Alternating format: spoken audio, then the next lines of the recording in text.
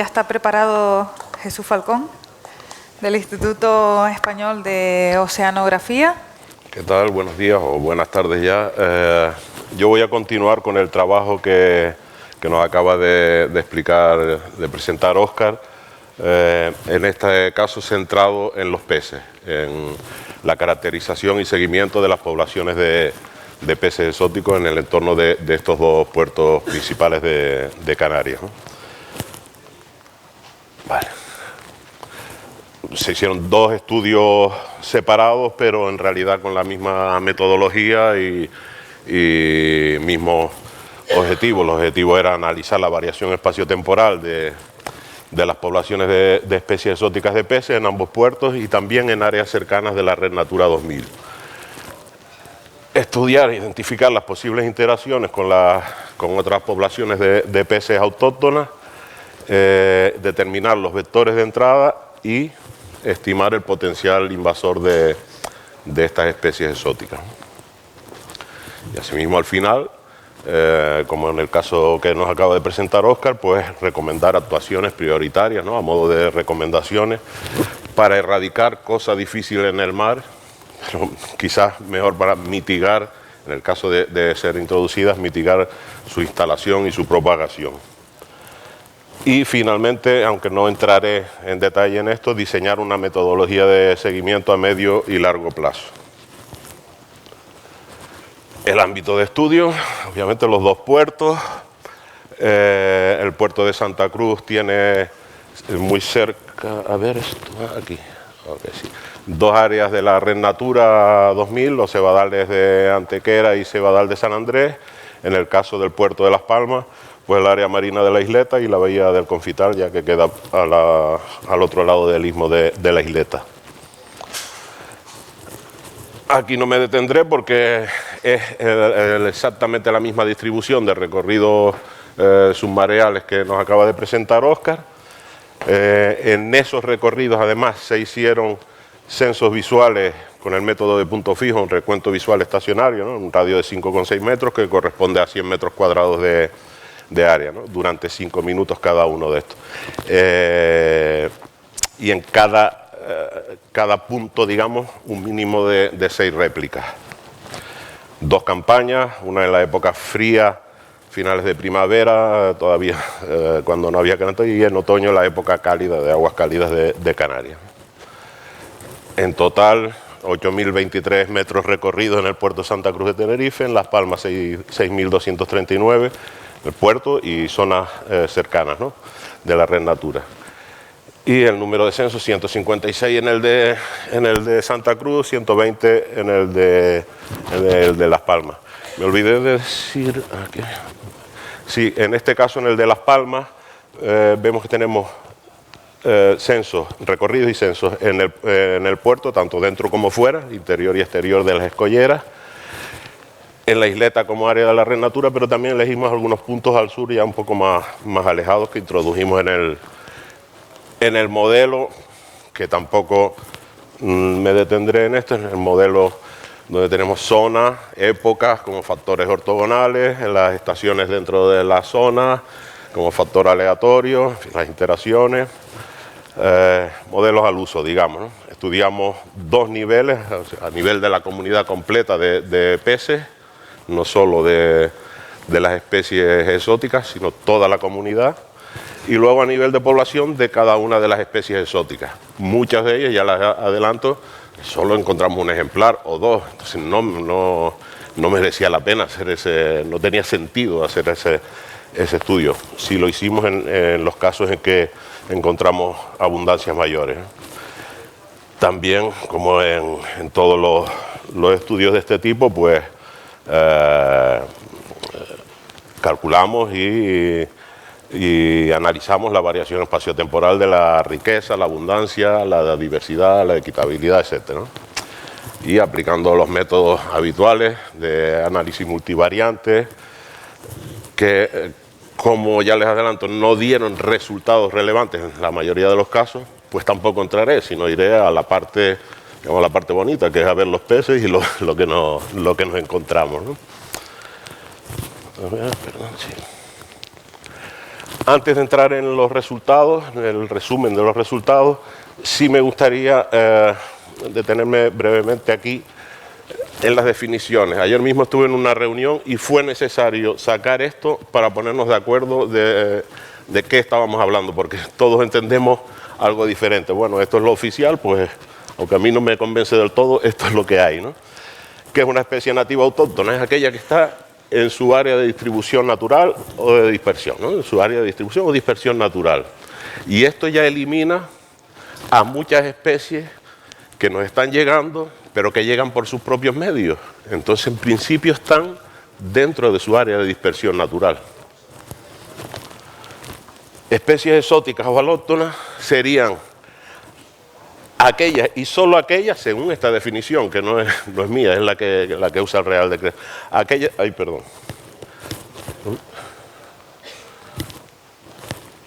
aquellas que son introducidas fuera de su área de distribución natural o de su área potencial de dispersión, pero solo las que son introducidas, no otras.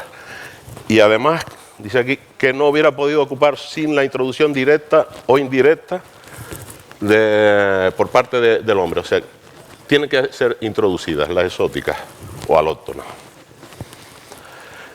Invasoras son las exóticas que además suponen ya demostrado un cambio, son un cambio de amenaza o sea, un agente de cambio de amenaza para la diversidad biológica nativa.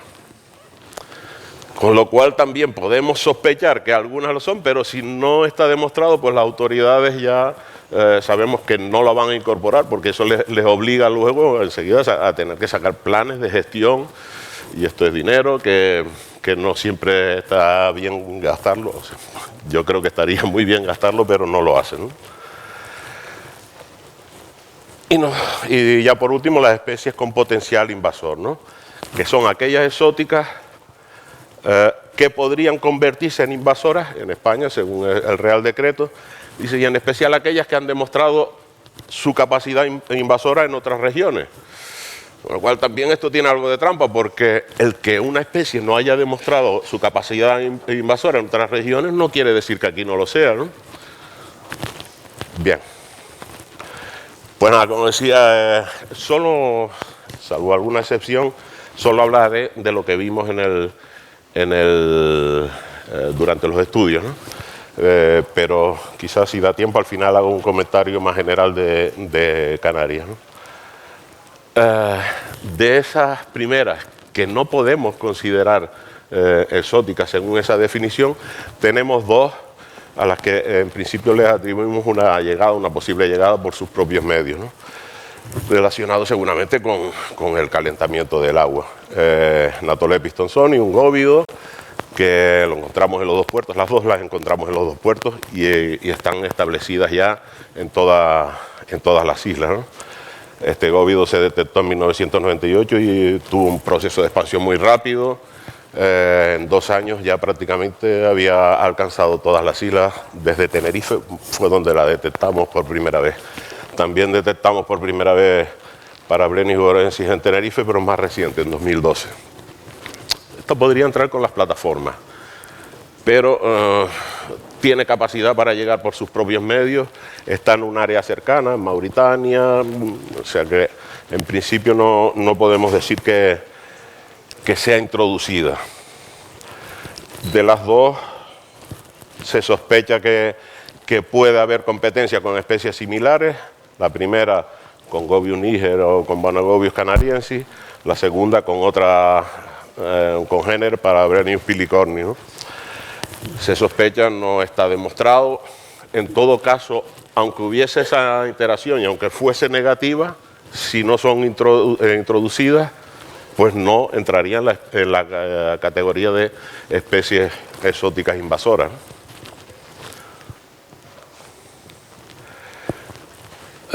Brevemente, en esto sí que no quiero detenerme mucho, pero es que las encontramos no en el puerto de Santa Cruz, sino en el de Las Palmas, 3 especies que son introducidas pero no asociadas al tráfico marítimo. Son la lubina, la dorada y la corvina. De la corvina solo vimos un ejemplar en el puerto de Las Palmas, de estas dos numerosos ejemplares en el interior del puerto en aguas abrigadas, ¿no? Esto se ha demostrado que han sido introducidas por la acuicultura en las islas centrales y en La Palma, ¿no? En Tenerife, Gran Canaria y La Palma. Bueno, la corvina solo en Tenerife y en Gran Canaria. Tienen poblaciones, estas dos poblaciones naturales pequeñas en las islas orientales, Lanzarote, Fuerteventura, pero introducidas en el resto. Y de estas solo se conocían algunos pocos ejemplares erráticos, vagrantes en Fuerteventura, y luego ha sido introducida por la acuicultura, por escape, en Gran Canaria, ¿no? Pero bueno, estas no son objeto de este estudio, en el que nos centramos en aquellas que son introducidas asociadas al tráfico marítimo. Y más concretamente, ya les avanzo por si no me olvido después, como vector de entrada principal, las plataformas petrolíferas o buques de perforación petrolífera también. Bien, y el primer grupo que tenemos es el de los acantúridos. Es una de las familias más numerosas de las que ha llegado a Canarias.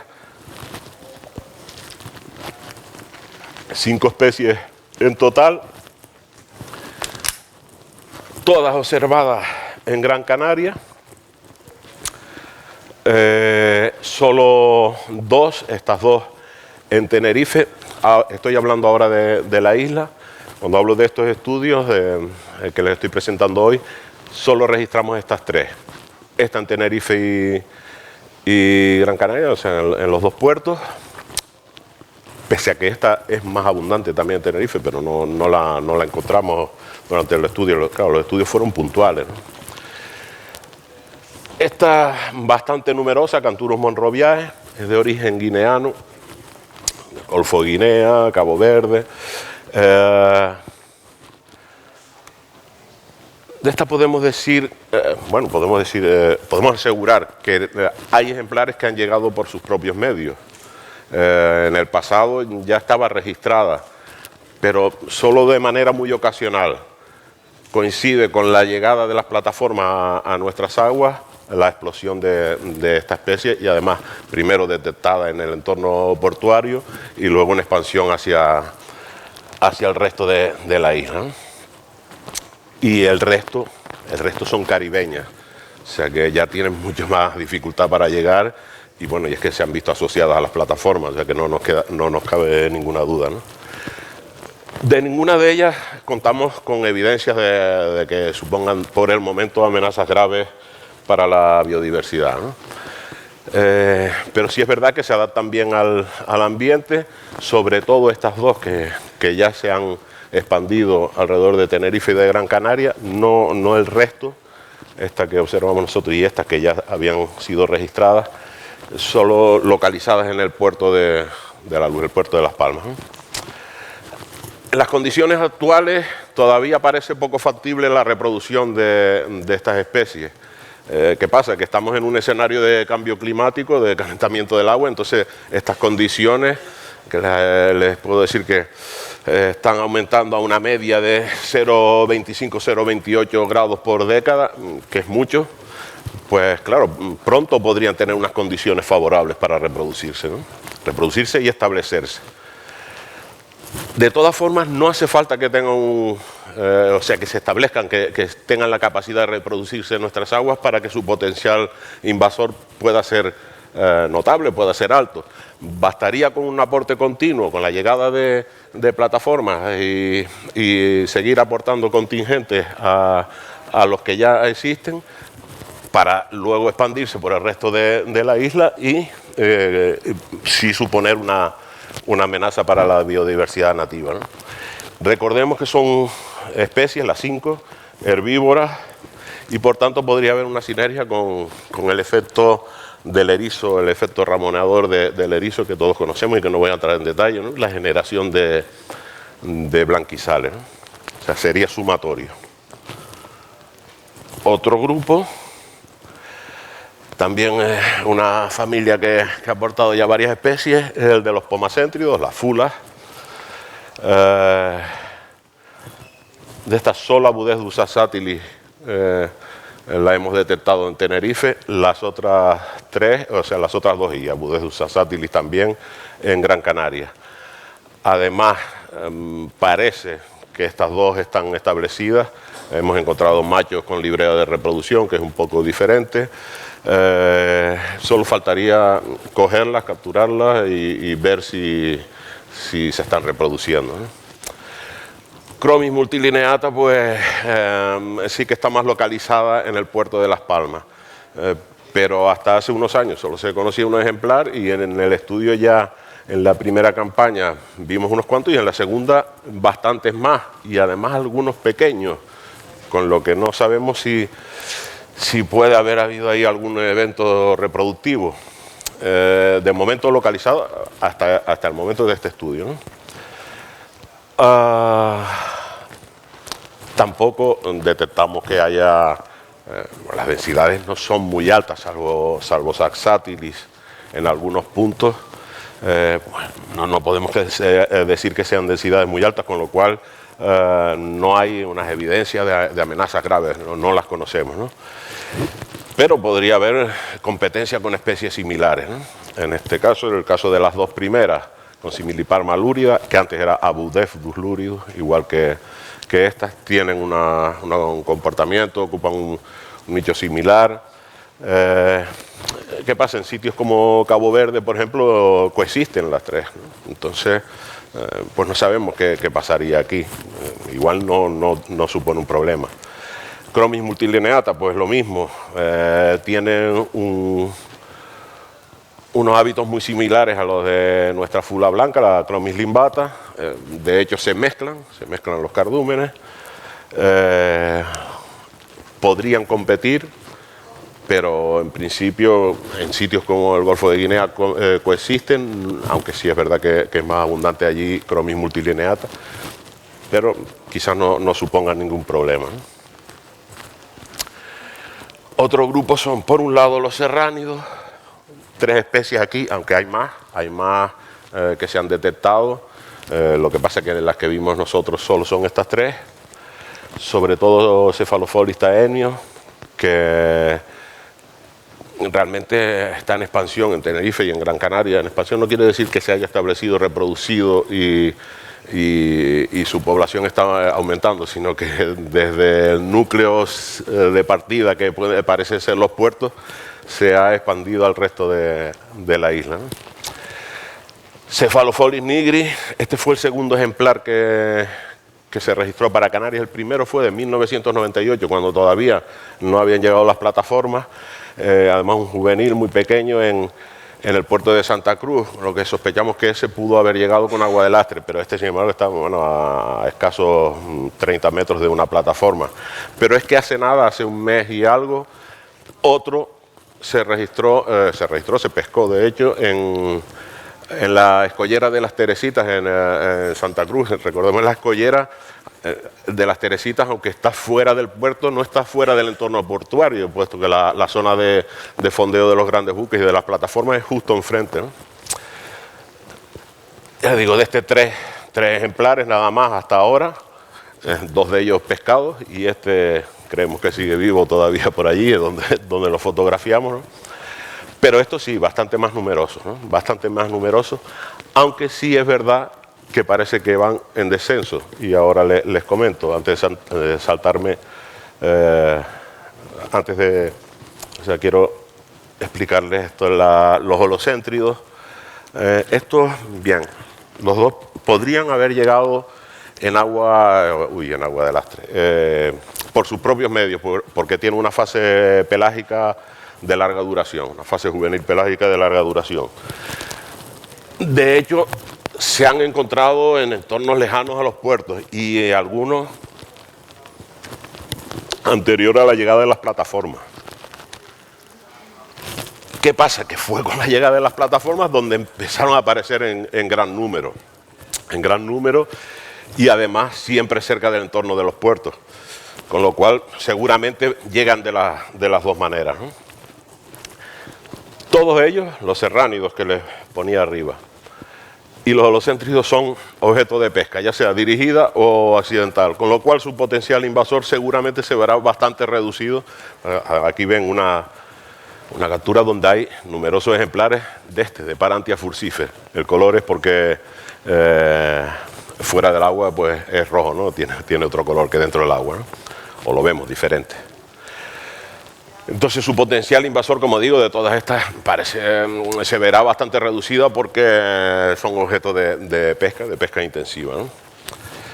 Por último, una especie de una familia que también tenemos algún aporte, que es esta otra barriguda, otro blénido, similar al que les enseñé antes, pero que en principio vive mucho más lejos, difícilmente podría llegar por sus propios medios. Solo se ha encontrado, inicialmente se encontró en entornos portuarios, luego parece que se ha ido ya alejando, pero siempre asociado a fouling de boyas, cabos de fondeo, etc., ¿no?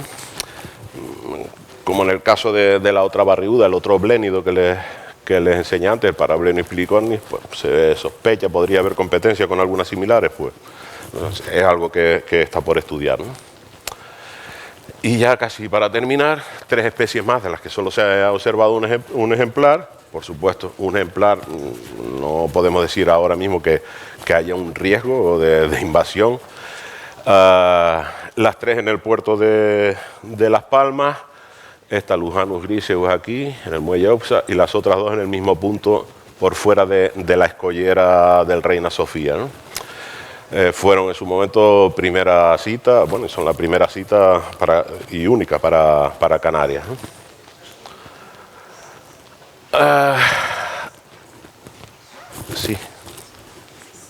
Sí, ya estoy terminando, sí. Tarjeta roja a mí también.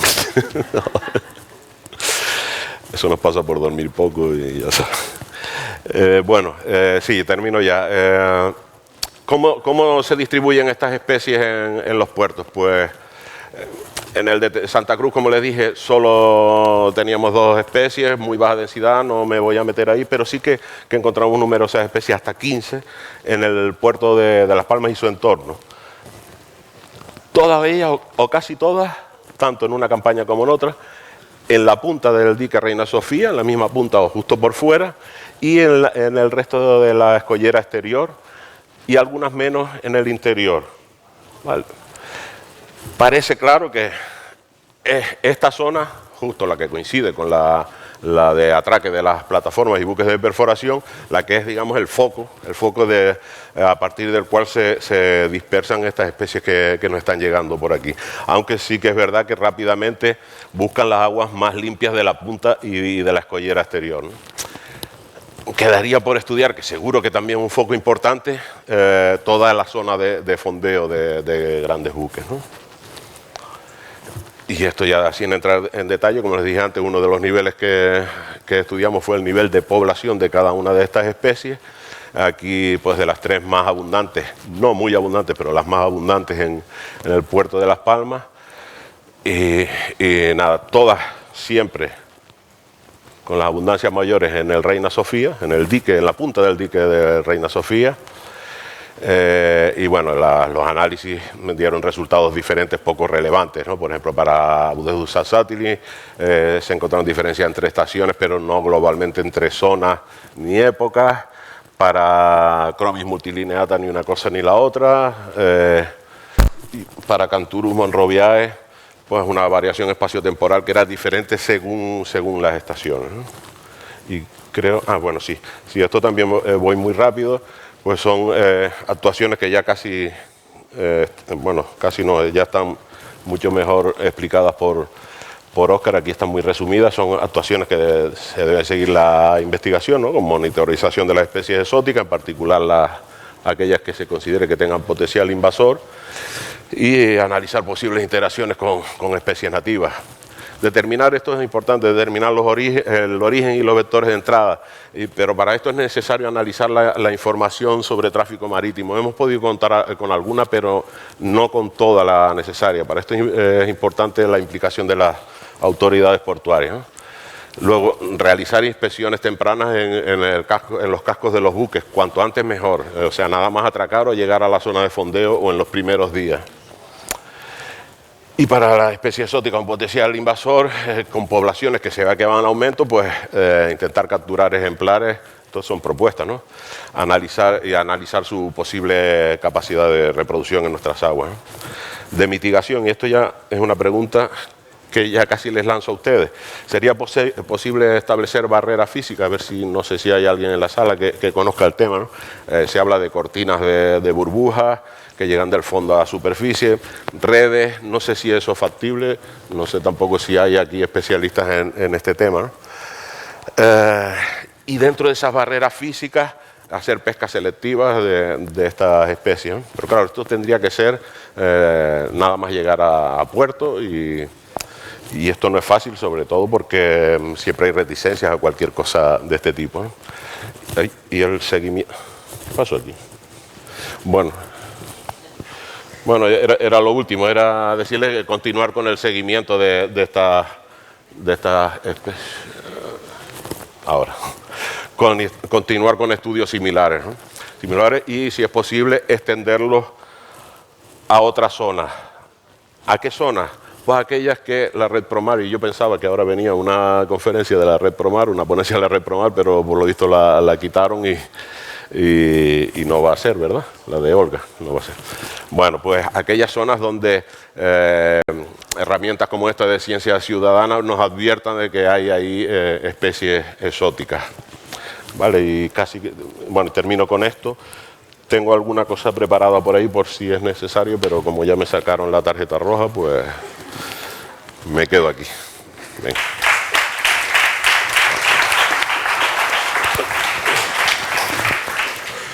¿Alguna pregunta? No. Venga.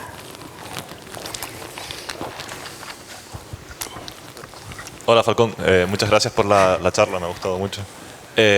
Una pregunta con respecto al tema de la clasificación de las especies según si son nativas, alóctonas y todo esto, que estaba ahí un poco controvertido el tema. Sí. Entiendo que tal y como está la legislación, las especies que han sido capaces de llegar por sus propios medios se consideran nativas, como los blénidos y los holocéntridos. Ayer en la reunión que tuve llegamos a esa conclusión, o sea que todas estas, quiero decir, desde los años 80, mediados de los 80, hasta ahora tenemos un total de 87 especies exóticas en el sentido de la RAE, de exótica aquello de extranjero, diferente, raro, ¿no? Pero alrededor de un 60% de estas, 60 y algo por ciento, son especies que en principio pueden haber llegado por sus propios medios. Ninguna de esas estaría incluida en la categoría de exóticas según el catálogo español.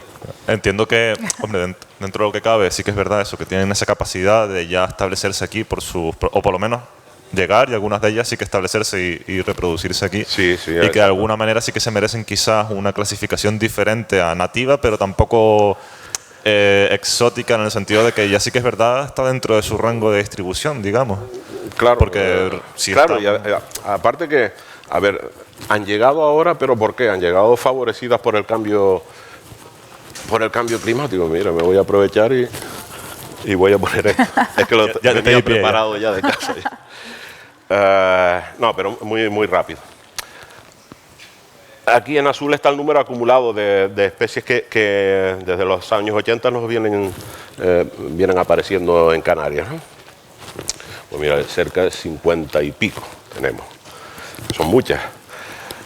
Eso, aquí no puse los datos, pero hicimos la correlación. Está correlacionado con el incremento de la temperatura, que lleva aunque hay oscilaciones, lleva una tendencia ascendente. Las introducidas, al principio sí que había alguna introducción de estas que pensamos que son o por agua de lastre o liberaciones de acuarios. Pero claramente, a partir de los años en que aparecen las plataformas por aquí, es cuando se disparan las introducidas, ¿no? Pero claro, todas estas llegan por el calentamiento del agua. O sea, están favorecidas, pero el calentamiento, que es una consecuencia de una actividad humana, ¿o no? Entonces deberían ser, en principio no están contempladas como exóticas. Sí, habría que crear alguna categoría. Claro, por la manera de tratarlas quizás después a la hora de generar leyes o controles con respecto a las especies, si todas se clasifican dentro de nativas, es más difícil promover un plan de gestión de esas especies si todas son nativas y hay unas que ya llevan aquí toda la vida, digamos, o todo, desde tradicionalmente. Pero es que es peor, es que, o sea, exótica invasora solo es cuando se demuestra que, o sea, cuando ya tenemos el problema. Y con potencial invasor es cuando creemos, pero hay que demostrarlo, sobre todo si ha ocurrido en otro lugar, pero como les decía antes, no tiene que ser invasora en otro lugar para que tenga carácter invasor aquí. Entonces, esa definición desde luego no nos protege de lo que nos puede llegar. O sea, cuando sepamos que algo invasor es que ya lo es y probablemente se cargó bastante. Vale. Sí, Jesús, yo quería un poco preguntarle... ¿Cómo que Jesús? Falcón. Preguntarte a ti y a Óscar, ¿cómo estiman ese potencial invasor? Es decir, tanto en su charla, ¿no?, como en la tuya, el potencial invasor, cuando ponen esa categoría, ¿cómo se estima, ¿no? ¿Cómo se calcula? Claro, yo particularmente intenté ser un poco el principio de precaución, digamos. Pero en el caso de los peces no pasa con los invertebrados. En el caso de los peces la mayoría tienen unas densidades bajas, 1 o 2 ejemplares conocidos, nada más 3, ¿vale? De todas estas, la mayoría son muy pocos ejemplares. Entonces, obviamente, es un poco de sentido común. Esas actualmente no tienen un potencial invasor alto, salvo que llegue alguna hembra, consiga con huevos, consigan reproducirse, algunos ejemplares que lleguen y tal, pero no ha ocurrido, ¿no? Cuando ya vemos que sale del entorno portuario y se va expandiendo y vemos signos de actividad reproductiva y tal, como en el caso de los pomacéntridos, de las fulas, ya podemos sospechar de que por lo menos ya se expanden y se establecen, ¿no? Y se adaptan bien. Ahora, claro, si no hay, todavía no se ha hecho ningún estudio dirigido a ver la interacción con las especies nativas. Entonces, podemos hablar de potencial, podemos sospecharlo, debemos ser cautos, intentar meterlo en esas listas, pero vamos, va a ser difícil, ¿no?, que se metan en esas listas. Sí, en la línea esa, pues, en el plano de la gestión de las especies alóctonas, o sea, lo que se tiende es toda especie alóctona preventivamente tiene potencial invasor hasta que se demuestre lo contrario, ¿no? Yo creo que eso es un poco la tendencia, o lo que debería ser la tendencia, ¿no?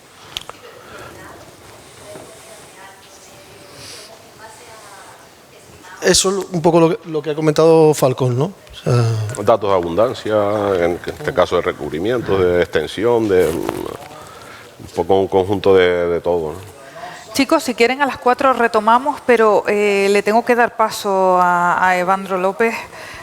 Si quieren, como vamos a seguir a las 4, decirles que después de esta charla, pues vamos a hacer el parón para la comida y que les ruego dejen los receptores de traducción, los auriculares se los pueden llevar sin ningún problema, y nos volvemos a ver aquí a las 4 al término de la conferencia de Evandro, que va sobre coral invasivo. Él viene de la Universidad de Cabo Verde.